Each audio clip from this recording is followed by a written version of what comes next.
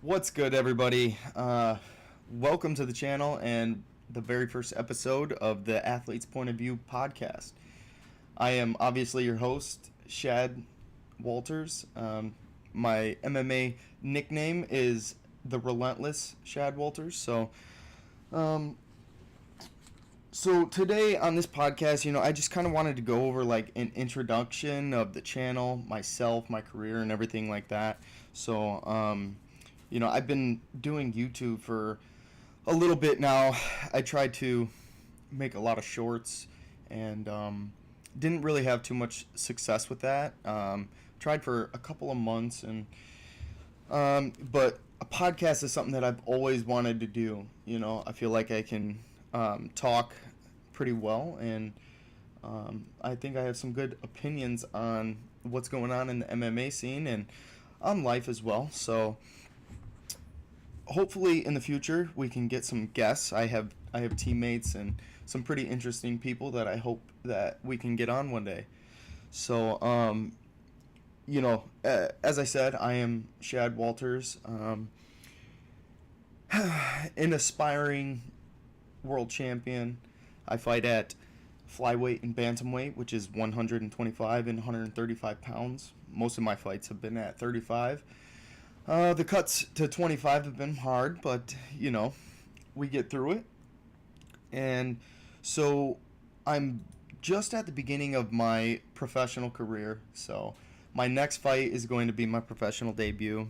We're looking to make that at 125 pounds, and hopefully sometime early this year. We're trying to get something lined up. I just fought a week ago, so it wasn't expected. I took a fight on a week's notice. I was supposed to have my pro debut on January 7th, and it got canceled. So we took an amateur fight against a 4-0 opponent in Arizona from the MMA lab on week's notice, and it was at 35, and so we flew down there, and it didn't necessarily go how I wanted it to. Unfortunately, there were like 4 or 5 fouls against me, and I got emotional and overzealous, and I ended up losing the fight. So, but it's only up from there. So I have my professional debut coming up whenever we can find it. Hopefully, it's within a month or two. So, but as far as my amateur career goes, a couple of my fights, they weren't sanctioned, so they were in Mexico. So my MMA record is, as an amateur, it is 7-5, but they will show you 5-4 on Tapology.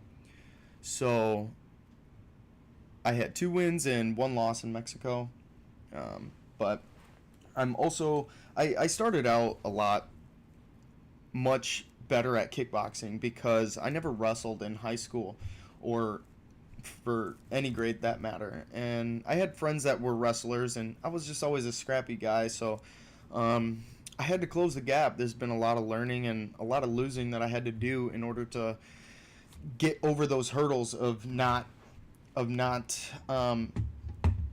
being as experienced in those situations, especially when it comes to wrestling. Those guys that wrestle their entire lives, they are born and bred to compete. And I wish I had that background sometimes, but we're closing the gap, and we're getting there. So as a kickboxer though, my record is 6-1. I won the Pan American Kickboxing Championships at 60 kilos in 2021. That was in Cancun, Mexico. I fought a Canadian tough motherfucker. He was a dog. We brought the best out of each other in that fight, and I actually have that video on my channel if you want to go and check that out. We threw down every second until that bell went, and so I won the gold medal there. So 6-1 as a kickboxer. I've represented Team USA. I'm hoping in the future maybe to represent them again. kickboxing just became a Olympic sport, so this is huge for the kickboxing community. They've been trying for so long, finally got it. 2028, it's going to be the Olympics, and that might be a goal of mine. We'll see what plays out as far as my career goes, because if I'm not under a contract or something, that could be an option. I would love to have the title of being an Olympic gold medalist kickboxer, so that would be amazing, And so I believe I have had 19 fights total, counting kickboxing and MMA together, and I've got a decent record. It's about time that I make my professional debut, because some of these guys, the guy that I just fought, he was pro caliber skill, but he was not pro caliber experience. He only had 4 fights, and that's why he made so many mistakes in there. And it was a tough loss, but we just keep moving forward, and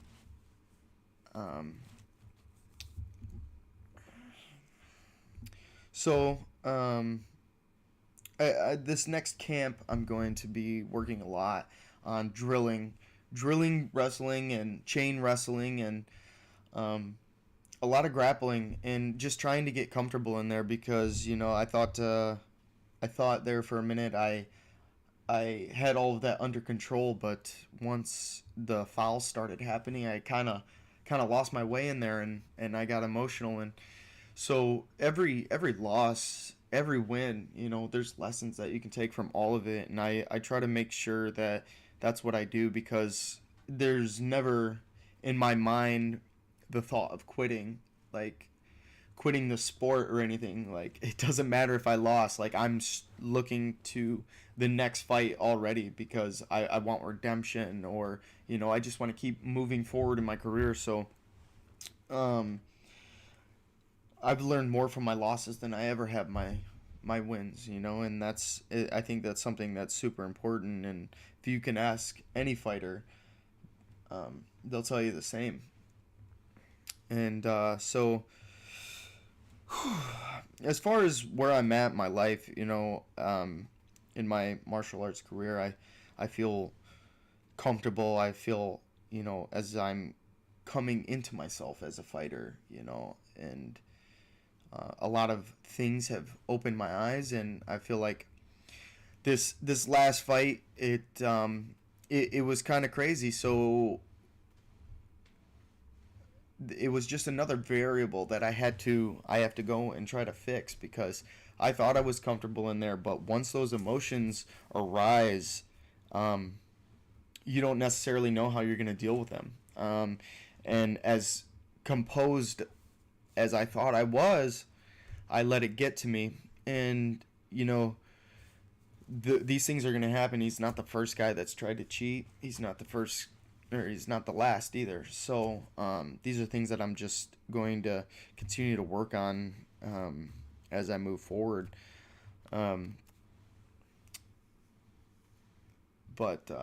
So that's pretty much how my MMA career is going. Just focusing on learning. Pro debuts coming up. Gotta make sure no stone is left unturned, and just keep drilling, keep grinding. And I'm very comfortable with my striking, and that's I believe one of my advantages, and that's why everybody ends up taking me down. So these past couple camps, we've really worked on takedown defense, getting up from my back, and yeah, and I think once we get all of those bases covered, man, it's gonna be hard to stop me. And I'm learning at a very fast rate right now, and I'm falling in love with MMA grappling, not necessarily jiu-jitsu, not just wrestling, but MMA grappling itself, because it's an entirely different sport as well. And especially when you throw the cage into the mix, like that's it's a hell of a variable, and changes a lot. So there's a lot of things that I want to touch on in this camp, because amateur careers, everybody will tell you they don't matter so much. It's where you do your learning, and I've had a lot of learning that I've had to do. I mean, I've only lost 6 times, but 6 out of 19 times, and there's still a lot more learning to do, and I may lose again. But I really want to make sure that I cover all the bases for my professional debut. I'd hate to start out 0-1, but that's not the plan. So, um, for anybody curious, I train out of Northern Illinois Combat Club in Illinois, McChesney Park, Illinois, but everybody kind of knows the area as Rockford around. My head coach is Shane Adams. I train with my main training partners are Thomas Holder and Rob Fenical. They both fought for Bellator. And we've got Seth Swinehart, who is also in big name around here. He's a character, and he's a hell of a fighter, and he's represented Team USA across seas a couple of times. So we, I would say when it comes to MMA gyms in our area, we've got a couple of them, but we are the gym to go to if you want to compete. So, I've got a lot of knowledge around me.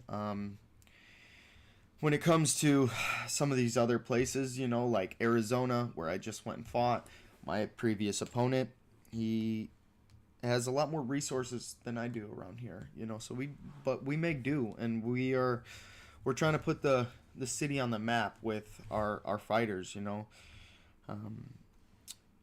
so that's where I train. I'm from Illinois, Midwest, 815, and it's funny because I grew up right around the corner from my gym, and it was never. I had always said growing up, I would want to be. I'm going to be a UFC fighter, right? From like the time that I was 9 years old, and I just told everybody that. And the thing is, like, I had no idea how that was going to happen. I had no work ethic growing up. I grew up poor, and despite being poor, growing up very entitled too. And it's kind of a weird thing, where um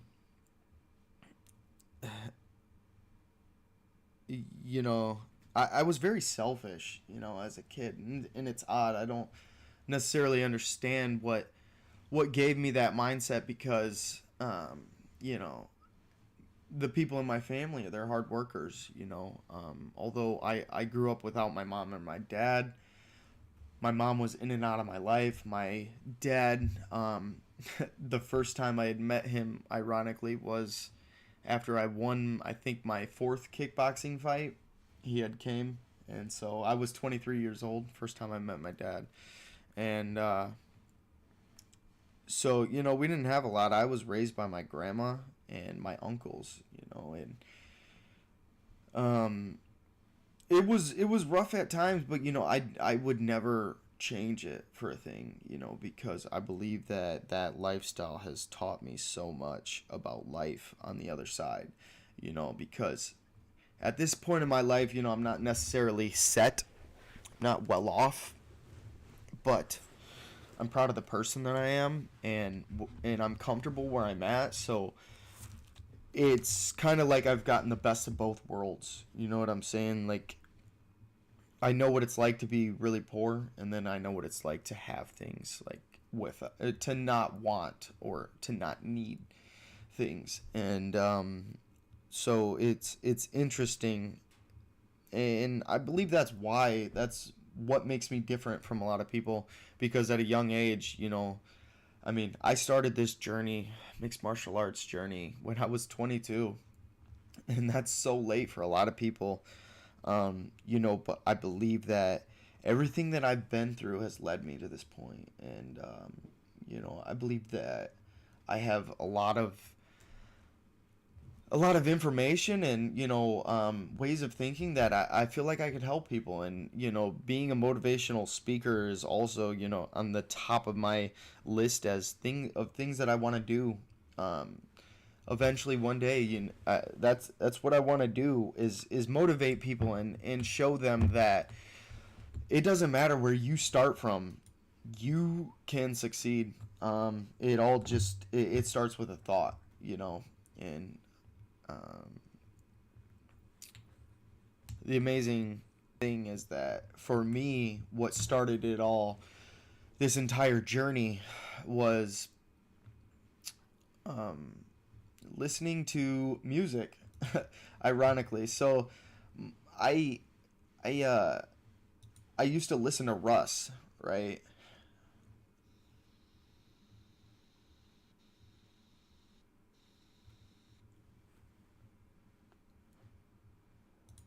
Sorry about that.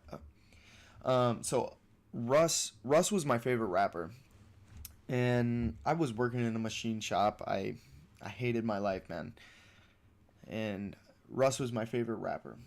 If you haven't heard of him, go look at him, go check him out, because he changed my life. And I had seen an interview of his with Montreality, and he had talked about what helped him what helped him become successful. And he said he read the book Think and Grow Rich by Napoleon Hill. And to this day, I attribute that book and that interview to all of my successes, and I'll continue to attribute it to my successes, because it's it really opened my eyes to the possibilities. At the time, I was like amazed. I didn't know these things existed. Like, there was a manual on how to, like, how to succeed in life. Like, I thought I was just thrown out there and left for the wolves. And so when I discovered that book, it was actually an audio book on, um, I don't know if it was on iTunes or if it was on YouTube. And I discovered that book and I listened to it, and it just started this evolution, this spark that just, this snowball that just kept growing and growing until I couldn't contain it anymore, and I had to start making steps. And so the first step was quitting smoking cigarettes. And I was a pack a day smoker at that time, at the age of 22. Pack a day smoker. My whole family smoked. My grandma died from lung cancer. My aunt has lung cancer. I had no business smoking. I had all the motivation in the world not to smoke. Um, but I had smoked cigarettes for about 6 years at that point. And so I told myself, if I can quit smoking cigarettes, then I'm going to start training. And next thing I know, I show up to a gym. And this gym, and I'm not going to name names because the fight community around here is so connected, and I love everybody. I couldn't tell you a person that I don't like in the community around here. And so, actually, no, at this time, I was still smoking cigarettes. And I went to a MMA gym, and I was like, I want to train. I want to do this. This is what I want to do with my life. And like, cool, sign you up, sign a contract, as a matter of fact. And I go in there my first day, and he's like, hey, you come roll with him. I guess it was time to roll or something when I came in. He's like, hey, go roll with him. This guy's a fucking brown belt. And I start, we're about the same size, and I start we start wrestling. I'm all trying to go hard at him, and he ends up putting me in a arm bar and cranks it and makes me yell out loud, where the whole gym looked at me. I was like, oh my god. And needless to say, I never went back there, right? So that was very discouraging at the beginning of my career, man. That could have, who knows, that could have deterred me for life. Like, uh, who knows if that would have made me quit, but that just goes to show that this is something that I wanted. And so from there, I ended up quitting smoking cigarettes, and I went to Northern Illinois Combat Club. And my first day, I go in. He said, my head coach Shane, everybody is doing drills. They've got their shins and their gloves on, and he's like, I'm gonna have you hit the bag for today because I don't know what you can do yet. We're just gonna see. Well, so I hit the bag, and he's at the end of the class, he's like, wow, next time you can just jump in. You've got some skills already. And I was like, yeah, I used to watch Anderson Silva growing up and all this shit. I used to street fight, blah blah blah. And he's like, yeah, okay, all right, well, so from there was a wrap. He believed in me from day one, and they really welcomed me with open arms, and like I'm so grateful because the guys, mainly, I would say Thomas Holder, and Tom is too humble. Hopefully I can get him on here one day, but Tom is too humble to admit it, but he is one of the reasons why I stayed in it when on the days that I felt like I can't do this shit. I'm too far behind. I'm 22, 23 years old already. There's no way that I can catch up.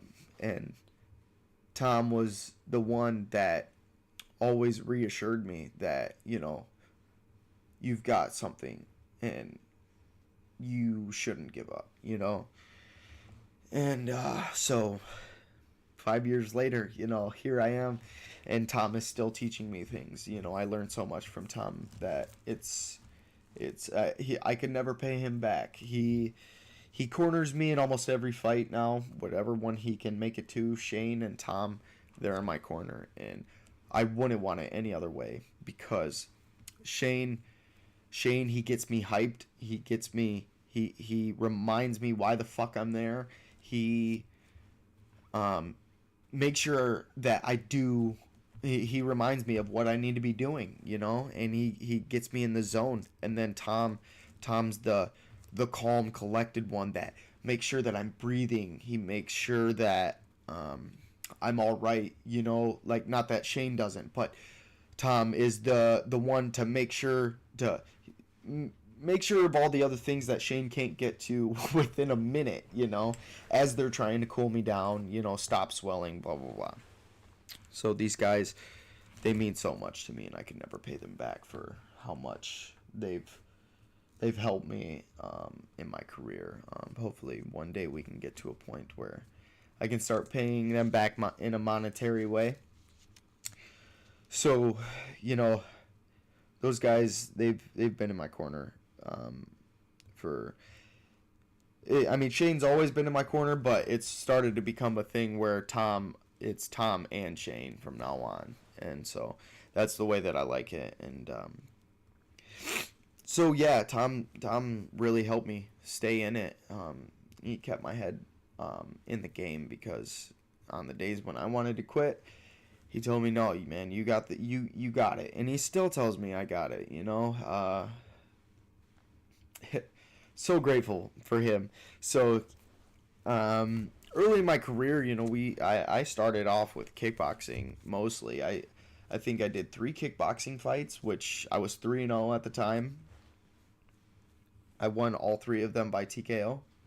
One of them was straight up knockout.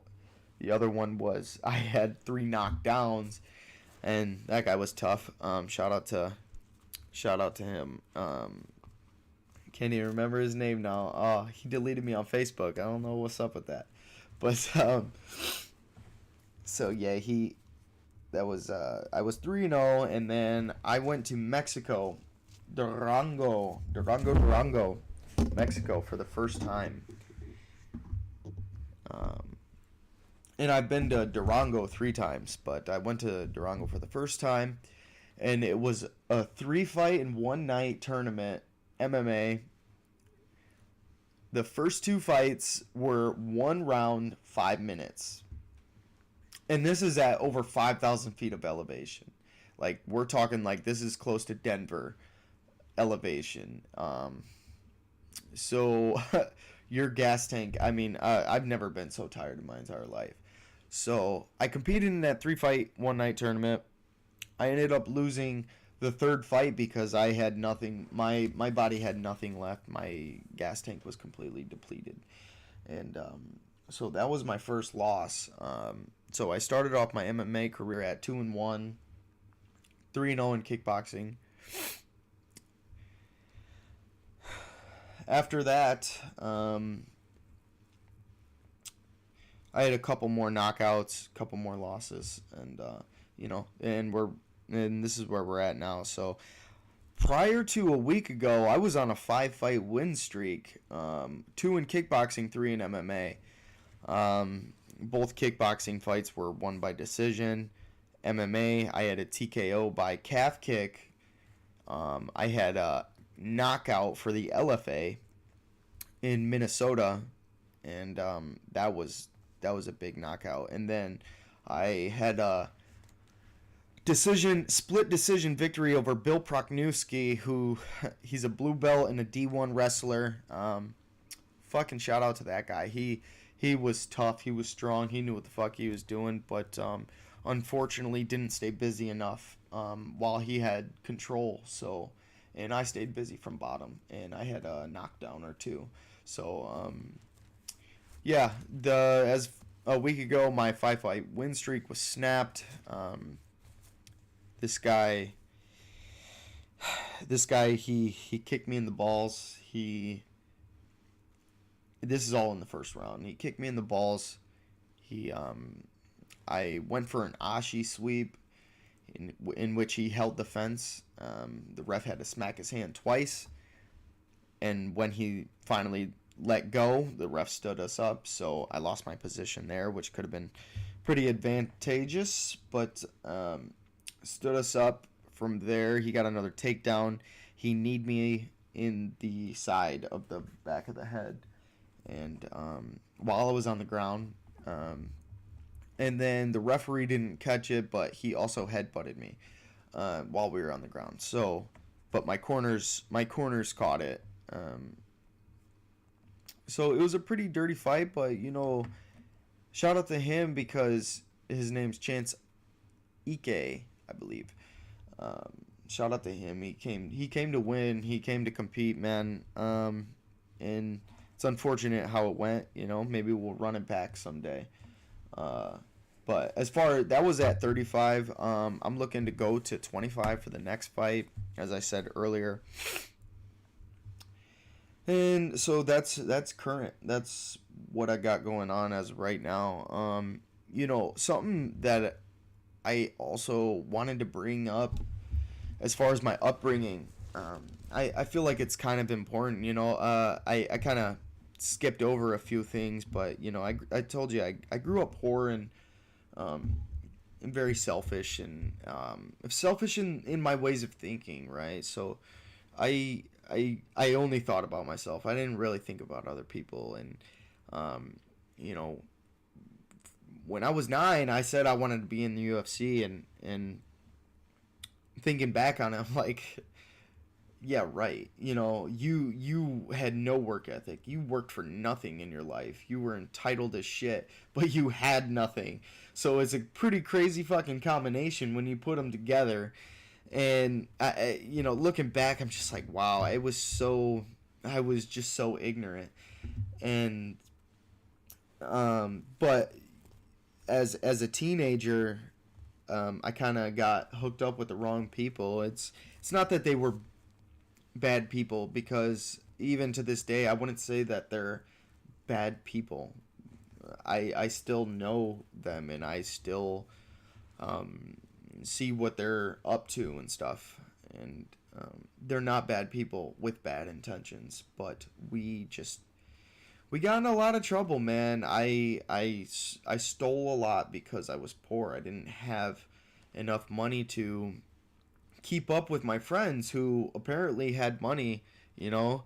And if we didn't have the money, we figured out how to get that money, which was most likely stealing, and it was almost always buy weed with it and just fucking smoke for the day. So pretty much on the daily, we were just trying to every day after school scheming what the hell we could do to get $5 to smoke a blunt that day, you know. Granted, we were 15 years old hanging out with 18 to 20 year olds, and we had no business kicking it with them, but we did a lot of crazy shit, you know. We had some fun, you know. I still don't have regrets about the way that things went, because I had my fun, and but we did a lot of fucked up things and things that I'm not proud of. Um, and fighting was another big thing too. So street fighting, you know, we hung out with some gang members, and you know, I always wanted to fight. You know, I was the little guy. I was always a little guy. I fight at 25 and 35. You can imagine. I'm 5'6".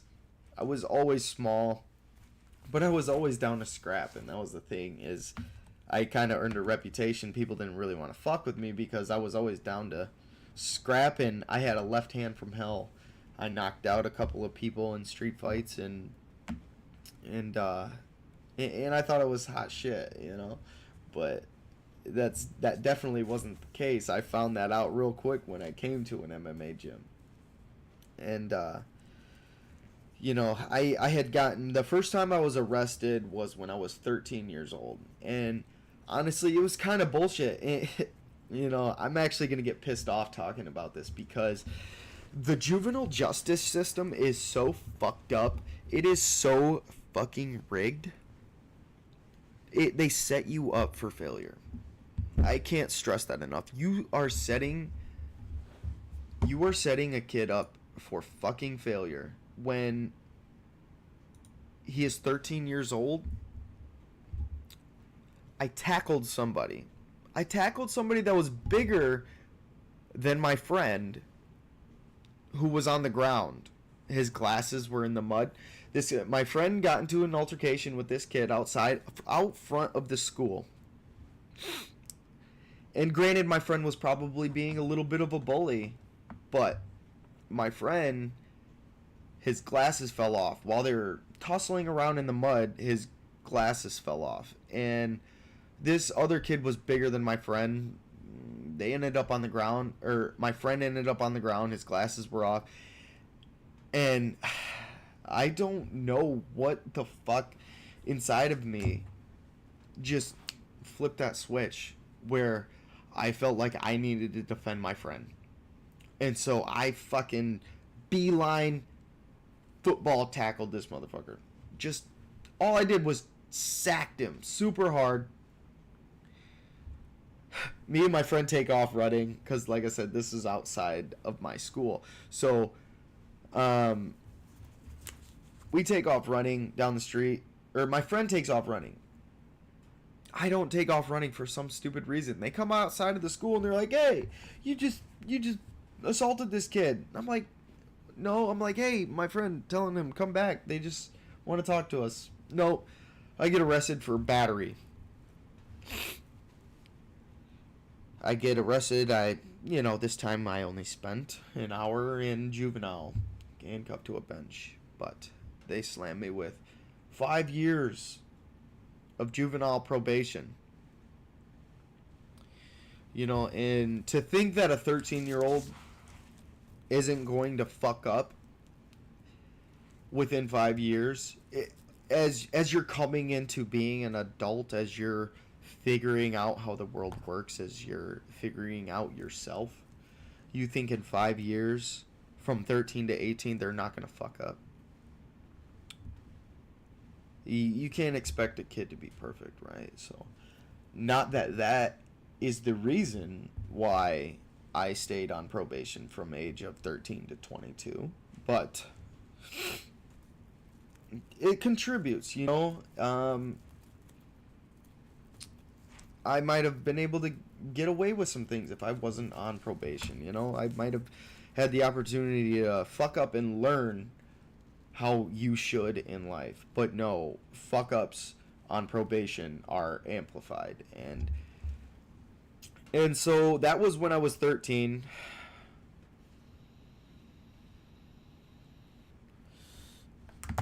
Sorry, I gotta hit my pen.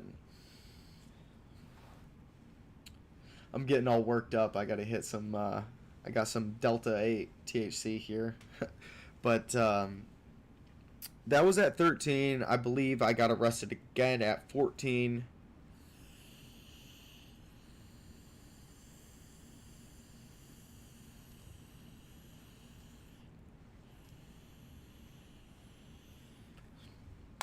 Or 15. Between 13 and 17, I got arrested. I had multiple felonies on my juvenile record with multiple misdemeanors. When I was 17, and this is another thing that's gonna get me fired up, because it's because my life could have been so much different. You know, I was set up to fail by the system. And when I was 17, my friends and I were at a park in Rock Cut. It's a state park. We're walking on the trail. We're gonna smoke a blunt, and there was this group of kids older than us. They were 19 at the time. We were 17. I think they were 19, maybe 20, but visibly bigger. We had more people. We had I think 4 guys and a girl, maybe 2 girls. Yeah, 2 girls. And they had 3 guys. One of the guys is about almost 6 foot tall, 250 pounds. He's got glasses. The other guy's tall and skinny with glasses. The other guy is about my height with glasses and a beard. I didn't have facial hair at this time, so I knew they were older. Well, we come down the trail, and my buddy says something smart to him. He was fucking with him. He's like, "Hey, do you play RuneScape?" Which we played RuneScape. You know, a lot of people in our school didn't know, but we played RuneScape. We were some fucking nerds. But we were also like those little badass kids that, you know, you would never think played video games all the time, right? So we asked them if they played RuneScape, and they're like, "No, that's for faggots." And my buddy, Brian, hopefully you watch this someday. My buddy Brian, he said he took that personally, and he got up in the guy's face, the big fat guy, right? And got up in his face, and the guy said, "You got 3 seconds to get out of my face." And he said 3, 2, 1, and then just started swinging at my buddy, right? So he starts swinging at my buddy. They end up on the ground, tussling, and his buddy goes to jump in. I don't see, to this day, I don't it's like that switch, man. Like I said earlier, it was my friend that was in trouble, and this switch flipped, and I just felt like my body had to act. I had to defend my friend. And so he goes, reach out, he said, "Wait," and he jumps out, and he's like, "Wait." And so I stick him. He stumbles back, and he's like, he does the same exact thing. He says, "Wait." He jumps and does the same with his arms forward, whatever. And looking back at it, I should have taken that as like, hey, he's trying to split them up. But at the time, in the moment, I thought he was trying to hurt my friend. And so I hit him again. He goes out, face down, in the mud, snoring. Well, I still, to this day, it was all such a blur. I don't know what happened on the ground between my buddy. But looking back at it, he might have gotten messed up a little bit, because the big guy stands up. My buddy's on the ground. The big guy stands up, and as he stands up, I hit him on one side of his jaw. my friend's brother hits him on the other side, and he just sits down, just, and my buddy gets up, and we all just fucking take off, and except for my buddy. Like, he takes off at first, but then he starts walking, and he's breathing heavy, and, you know, to this day, I don't even know what the fuck happened in that situation. And, you know, I hope, because looking back at it, like, I didn't even ask if he was alright. I was like, dude, come on, we gotta fucking go. Well, it turns out, as we're running back past the trail, these guys, the fat guy got a broken orbital bone, and I believe that's from on the side where my buddy Brandon hit him. And which, I mean, the two, I hit him in the jaw, and I believe he hit him in his orbital. And so we start running, and on this trail is a girl that we know from school, somebody that we thought was cool, and she's like, oh, you guys are fine, you can smoke here. No, well, she's the one that ended up telling the police who we were. So we get arrested. Me and my friend Brian. And see, this is the fucked up thing, is that we didn't throw the first punch. They initiated they threw the first punch, right? So the fat guy threw the first punch at my buddy. I threw the first punch on the other guy. His name was Ryan. And which I was defending my friend, right? Well, me and my buddy Brian get a aggravated battery with great bodily harm charge, which is a felony. It's a violent felony. That can affect you for life. Who knows? You know, I don't think I can legally own a gun. I don't think I can work for office or something like that. You know, they really fucked us over with this charge because it was aggravated because it was at a state park, right? So me and Brian get that charge. Brian's brother gets no charge because he was defending his brother. I was defending my friend, but the thing is I was bad at telling my story. You know, I should have just told them what the fuck happened. What really happened. Because I don't think I would have came out the bad guy. They threw the first punch, but who knows? They asked us, did you guys kick the shit out of these guys? No, like, I threw 3 punches in total. I had to pay $1,500 for his ambulance.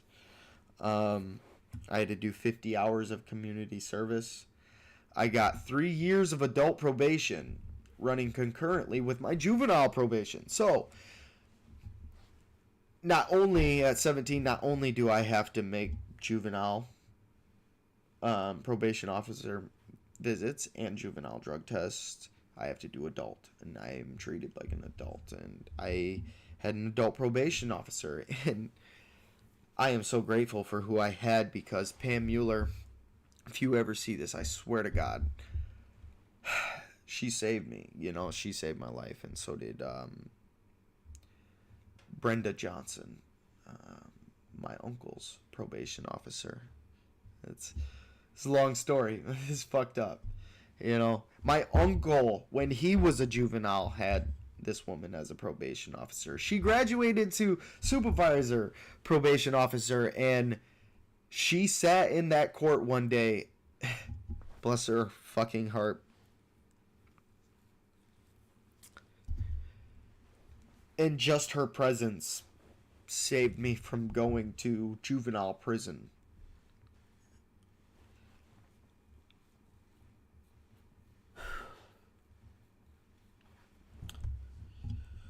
That shit's heavy, man. But, so, the fucked up thing is that the laws have been changed. If you were 17 and committed the same crime now, you weren't charged as an adult. But 10 years later, I still have this on my record. I am so grateful for my work experiences because I haven't had to worry about that as far as getting hired. At this point, you know, I can pass a background check, luckily, because it's been 10 years. But so that happened when I was 17, and I haven't gotten arrested since. Um, I completed my probation when I was 22, and so yeah, I didn't have the best start in life. I didn't have the best hand. Um, I've always just played the way the hand dealt to me, and I'm trying to make the most out of it. I'm trying to break the cycle of toxicity, you know. Uh, I really believe that I'm the one to do it in my family, I hope the best for all of them, They are all good, great people and hard workers, and I just want to be able to do something for them one day. Because they've never stopped supporting me, no matter if I was in juvenile, if I was in now when I'm fighting. I'm so grateful for my family, and I love them so much. Uh, so yeah, that's kind of my backstory. It's been a long road to get here, even from a teenager. I had to teach myself this work ethic, right? I I came into life, I didn't know shit. I wasn't taught shit about finances, about how the real world worked, man. I came in at such a disadvantage, but I've worked my ass off every step of the way, and I had to teach myself how to be a hard worker. And mixed martial arts has done that for me.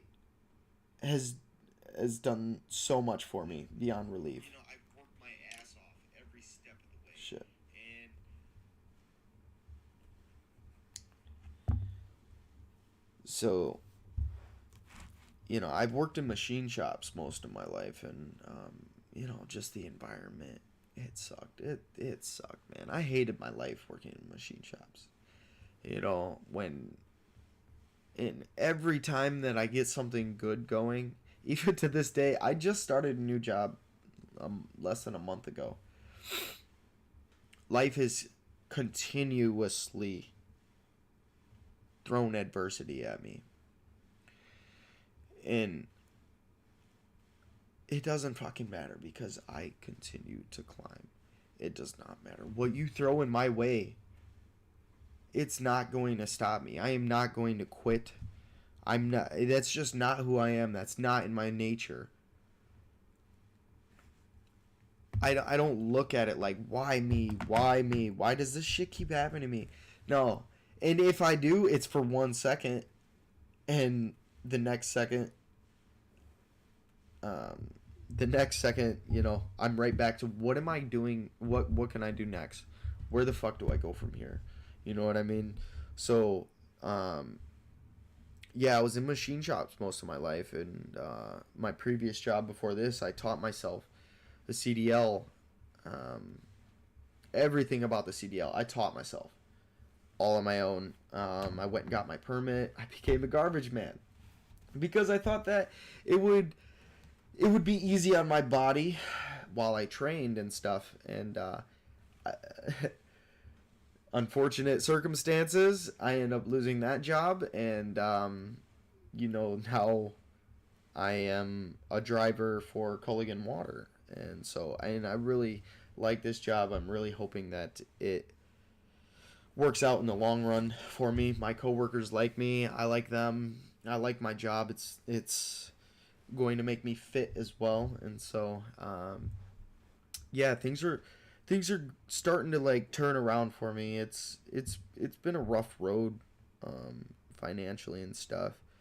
Um, I plan on this year. My girl and I were gonna start back up our meal prepping service. We had a really good thing going for a while, and then it kind of dwindled away. But it's something that we're both passionate about. She's working on a nutrition degree right now. I have my personal training certification. we got the right stuff. We got the right recipes. Damn, our food is better than everybody's. I think our food's better than everybody's. And if you don't think so, fucking try it. I'll give you a free meal.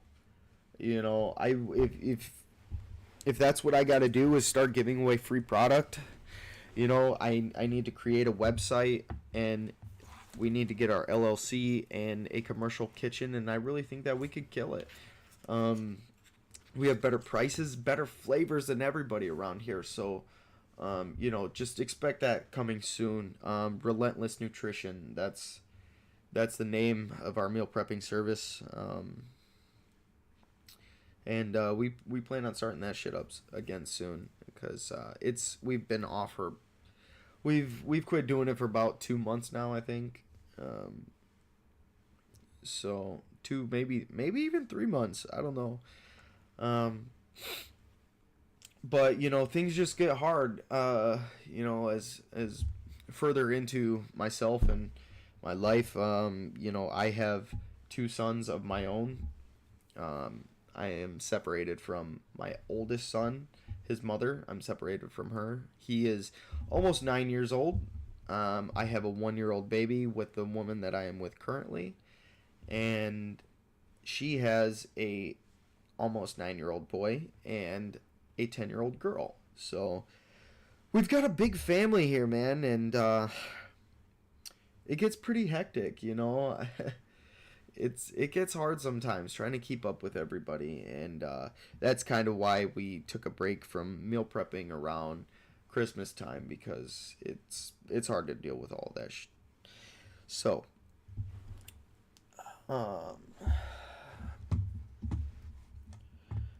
moving on. That's kind of where we were currently with my life. As far as like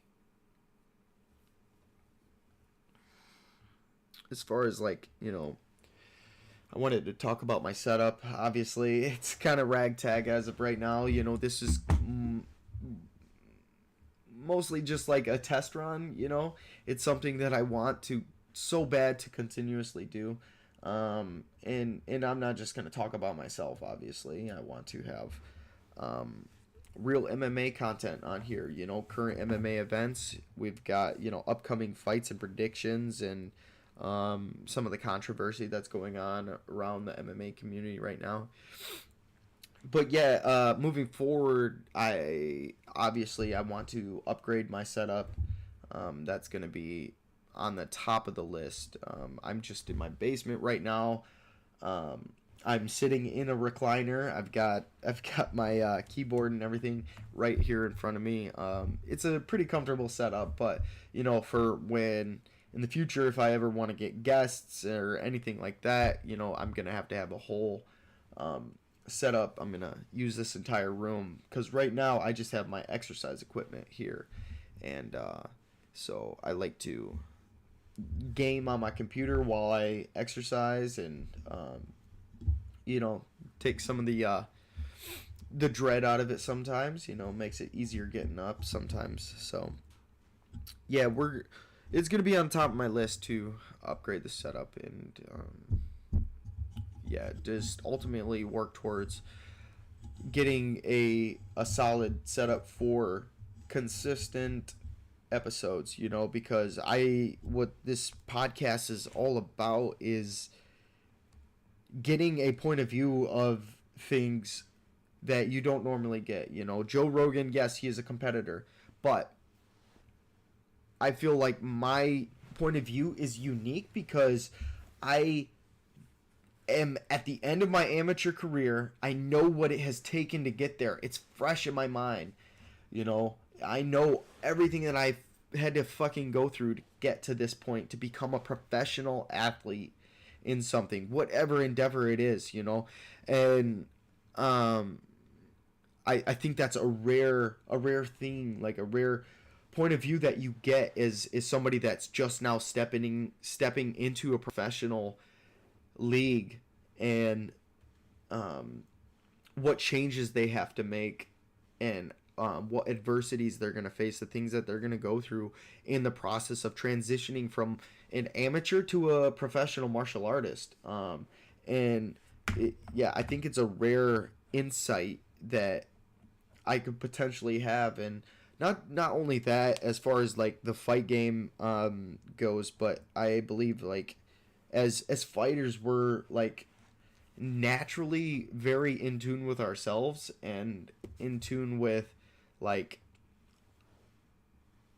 life itself, you know? So I feel like fighters have so much knowledge. You hear all these stories of these guys that started from the fucking bottom, homeless, to now he's a world champion, you know?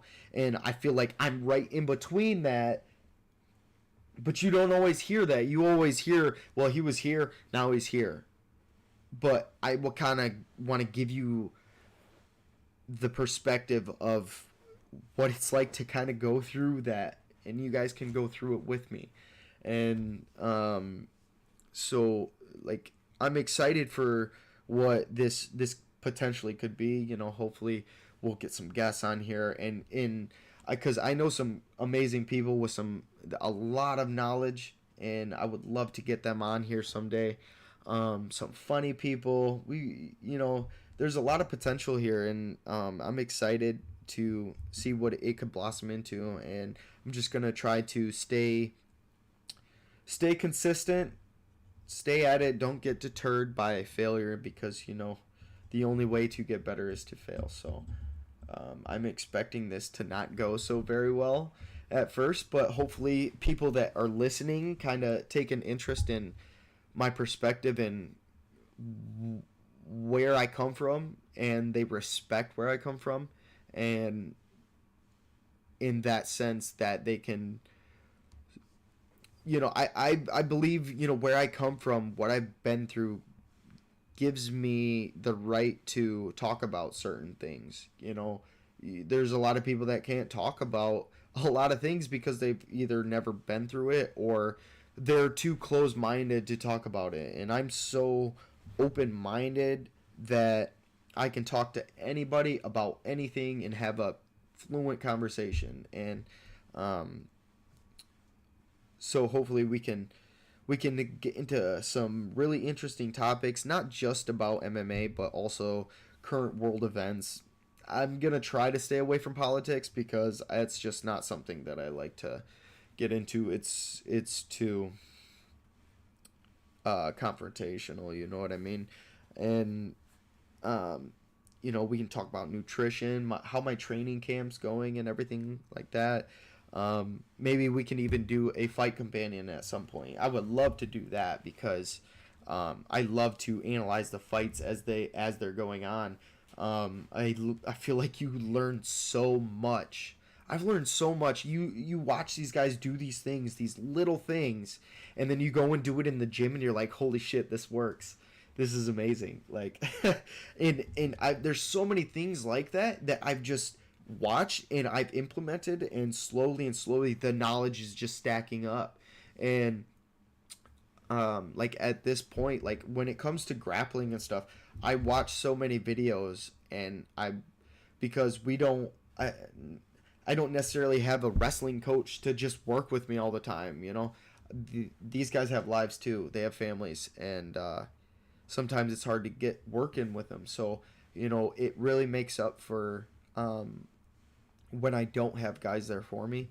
I'm able to take this knowledge and like implement it in the gym. Just a vision, like, oh, I seen this in a video, I'm gonna go do that, and you just build from there. That's how you keep building and building on your skills. It doesn't matter if it's just fighting or not. So expect that. I would love to do a fight companion one of these days.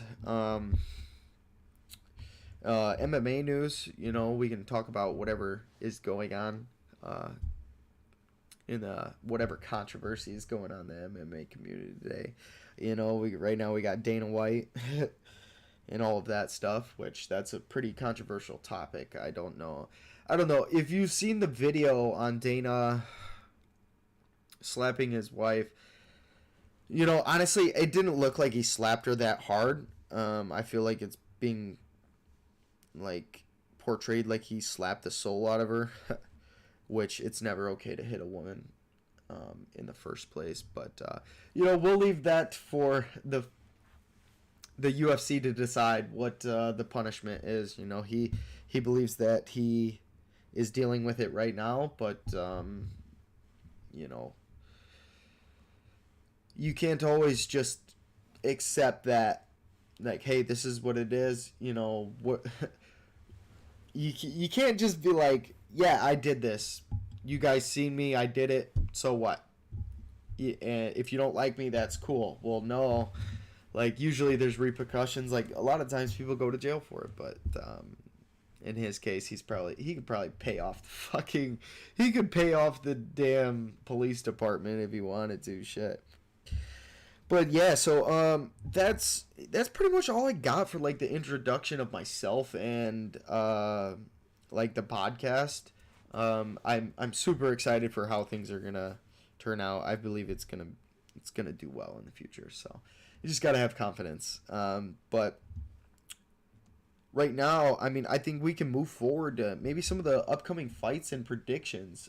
I kind of wanted to get into that a little bit just to add some depth to the podcast. I believe coming up that's actually this weekend. We have Figueiredo versus Moreno. Damn, I love this fight. Honestly, I don't love that it's the fourth one in a row, but it's my weight class, man. This is what I am fucking looking forward to. I'm always paying super close attention to the flyweights and bantamweights around because you never know. I might have to fight them one day.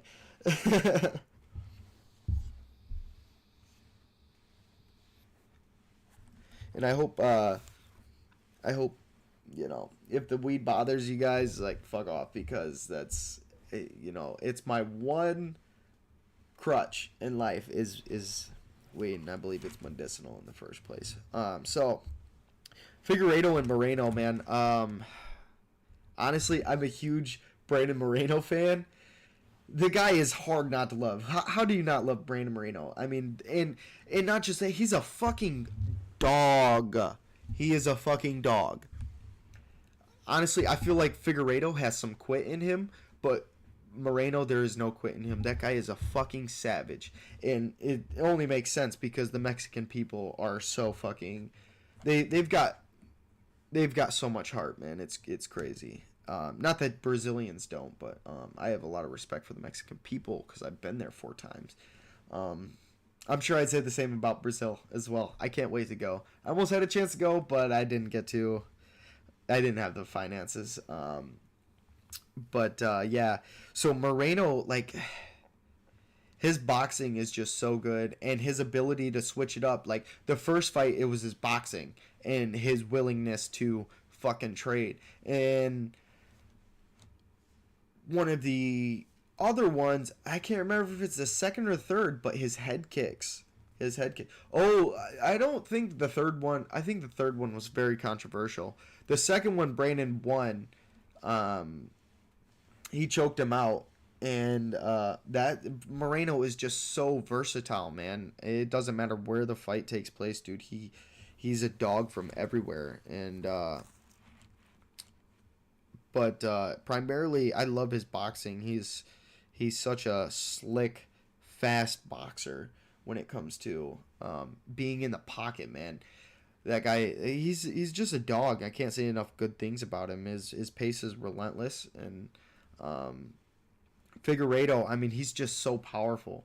He's so powerful. He's a little unpredictable, and he loves to walk you down. That guy he's a scary dude for 125 pounds. Like, I mean, there aren't many people that I think in the division that can fuck with him, really. Brandon Moreno is the 4th fight in a row, but it only makes sense. I don't see anybody else.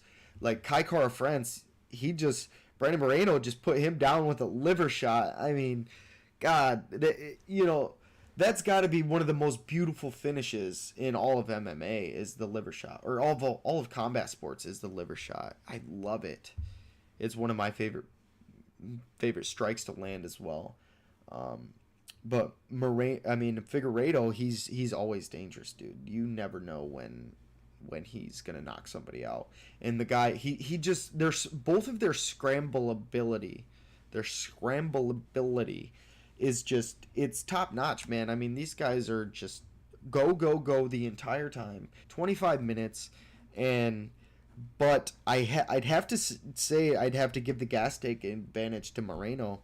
Um, Figueredo carries a little bit more muscle around and a bit more power, and you see that in his fights. He can gas out, but he does have an iron trap, a steel trap for a mind because he always seems to push through it. Um, so I'm super excited to see how that fight goes. I'm going to go with Moreno because just a big fan. Hard not to love him. Figueredo, after he won the belt, he kind of became a different person, and I didn't really respect that. You know, I didn't like how he became the shit talking, flashy dressing guy. I liked the humble, came from nothing motherfucker that worked hard to get here, and that's what I'm about. You know, so and Brandon Moreno is just so humble, such a good guy. So yeah, I'm taking Moreno on that one. We also have I was gonna say Gastelum versus Imamov, but now we've got Strickland versus Imamov, and that's gonna be an interesting one because Imamov loves to strike, man. He loves to strike, and boy is he crisp with his striking. That guy is nasty, but he's also got some vicious ground and pound. The guy he's pretty well rounded, and I think maybe if it goes to the ground that he is going to fare better than Strickland, you know. But Strickland, what a fucking dog for stepping up on short ass notice. Like, this guy is fighting so often, and most of them have been fucking short notice fights lately. And it doesn't matter if he wins or he loses, he goes out there and he puts on a fucking show. Granted, versus in his last fight versus Cannonier, I did not like that he would not push the pace. I feel like he needed to put it on him. His boxing was really good, but he didn't use cage aggression too much or enough in that fight. Cannonier was able to keep him on the outskirts and outpoint him, but I think Strickland's going to come into this one a bit different, not only because he probably has a little bit of a sour taste in his mouth after that fight, but also because Imamov is going to bring it to him. Imamov he did that thing to Buckley. He made Buckley look kind of stupid in that fight. And Buckley ain't no joke. That guy's powerful. He's fucking versatile, and he's strong, man. And he's a dog too. He had to pull it out the fire in that fight. But Imamov, he was too long, too crafty, man. He's extremely crafty when it comes to the striking realm, and I think this is gonna be a low-key banger, dude, because I feel like Imamov has a bit more power than Strickland does, but Strickland's a dog, man. I mean, we're gonna have to see. I feel like Strickland might be more susceptible to getting knocked out in this, though, because like I said, Imamov has some vicious striking. Like, he's crisp, dude. Like, the guy is combinations are nasty. And Sean Strickland, if he plans on throwing 1-2s all day, I don't think that's going to work against this guy. Not just Imamov's boxing, but his kicks too. And he's got a little bit more power than Strickland, I think. I wouldn't say Cannonier, though. I don't think he has more power than Cannonier, but Imamov he's definitely dangerous, dude. So this is a low key banger. I honestly, I'm going to go with Imamov in this only because I have a feeling that Strickland is gonna be like Strickland, and he's gonna want to scrap it out, and Imamov just might have a little bit more creativeness to his striking, and that's gonna play a factor in Sean Strickland because he is very, I would say, traditional with his boxing. 1-2, 1-2, 1-2-3, 3-2. You know what I'm saying? So I think Imamov's gonna mix it up a little bit, and he's gonna take that. He's gonna take that one. So, but all due respect to Sean Strickland. I mean, what a guy. He ain't scared of nobody. He doesn't care. He just wants to fight, and I fucking love that. I mean, the guy. I mean, you take a fight like this against a dangerous guy like Imamov on short notice, dude. You got to be getting paid. You know the UFC is paying the fuck out of him, and I'm sure that's why he's taking these fights. And not just that, also, I don't know if you guys have caught the shit talking between Strickland and Imamov, but Strickland is letting off the lips on this guy. He's saying the French have quit in them. They're known for quitting. And I feel like Imamov's going to take that very personally. He pretty much straight up called him a bitch. And, but what can we expect from Sean Strickland, dude? I mean, the guy, I think he's a great character added to the UFC roster because the middleweight division, they needed some. I mean, Israel Adesanya is there. He's exciting.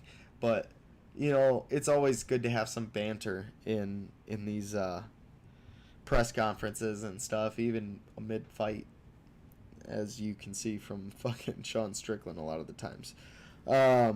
So I'm gonna go with Imamov on that one. We got Teixeira and Jamal Hill coming up. I actually don't know what card that's on. Ooh. There's so many fights that I'm super excited for, man. I can't wait to, watch some of these.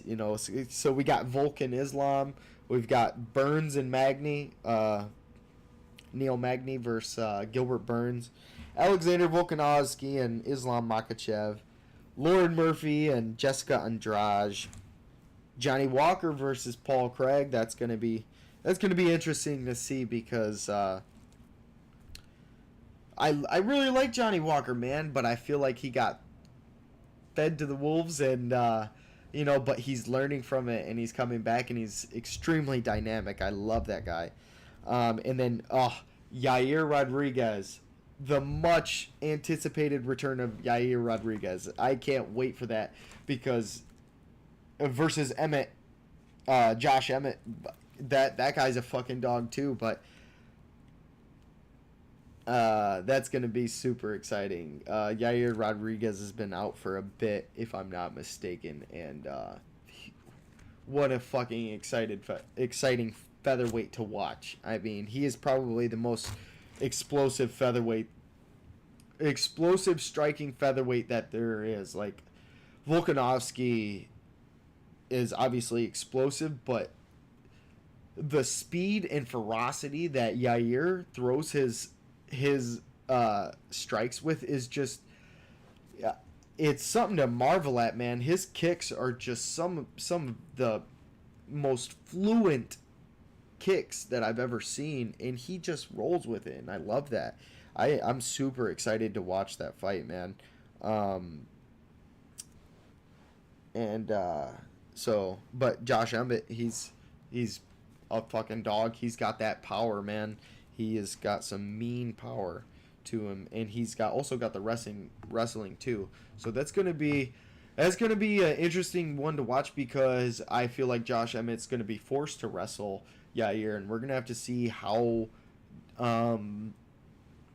Yair fares with getting up, and which I have no doubt. I believe he has some good skills when it comes to getting up off of his back. I think. He's super explosive and he's got the gas tank, so this is going to be a super exciting fight. I mean, either guy could go out at any time. Granted, Yair seems to have a granite chin as well, but Emmett hits really fucking hard. That guy is a cannon. So that's going to be super exciting. And then Whitaker and Costa. I don't know if we got that. If that's even still happening. Cara France and Alex Perez. That's going to be an interesting one to watch. I think Cara France takes that one though. He's a bit. He's much more experienced, and I think he's. I mean, Alex Perez has the wrestling pedigree, but I think Cara France's experience and um,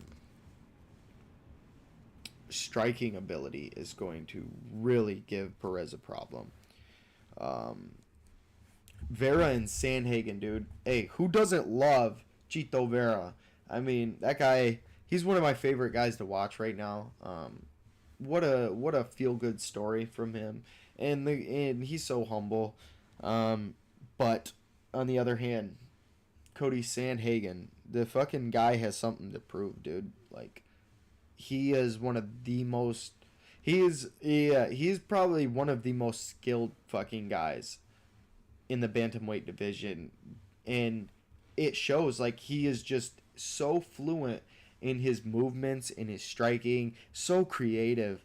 I mean, the guy, um, he's really exciting to watch too. Honestly, I would love to see Cheeto win, but Sandhagen might pull it out because if Cheeto has a late start against Corey Sandhagen, that's not gonna work. Not against Corey Sandhagen because he is not gonna let you catch up. There's he does not stop. It's from bell to bell, and it's throwing vicious fight ending strikes almost all of the time. So Cheeto Vera, he's got the heart, he's got the conditioning. I mean, the guy runs 6 miles a day, I think he said, and he's a star, man. And I really, really would like for him to win that one. I just don't know if it's gonna happen. That one's kind of up in the air for me. I don't think I can pick somebody because I'm a fan of both, um, and so I guess we'll have to see. So that's a couple of fights. I didn't go over all of them. I don't want to go in depth on them too much. I've been ranting and raving for, I believe, almost an hour and a half. So um, I just want to leave you with this, guys. If you take the time to listen to this podcast, if you learn anything from this podcast, if I can help you in any way, it all means so much to me. It means everything to me. This is something that I would love to do. Um, Obviously, I'm going to struggle to find time to do it at first, but I'm expecting this to be a consistent thing. Hell, I already went and did it. This is the first one, and I was nervous, but I think it's gone pretty well, and hopefully, as the stream grows, we can have some live interaction too. That would be amazing. I would love to um, get your guys' opinions and talk to you guys as I do this because sometimes it's just better that way to have somebody to interact with, and like I said, hopefully we will get some guests on here soon, and so obviously please subscribe if you could. I would really appreciate it. I would love to grow this channel. Go and watch my other videos that I have. You can watch my highlights of my fights. You can watch what I've got going on day to day with YouTube Shorts. I've got a ton of shorts up. So yeah, subscribe, hit the like button, man. You can follow me on social media, Shad Walters, Shad Walters IG on Instagram. Facebook is just Shad Walters. Obviously, my handle here is Relentless Shad Walters. And yeah, so it was really fun kind of introducing myself in the podcast and discussing some of the fights. And for those of you that watch this, thank you so much. And I will catch you on the next episode of the Athletes Point of View. Thank you. Have a great rest of your day. Love you all. Bye.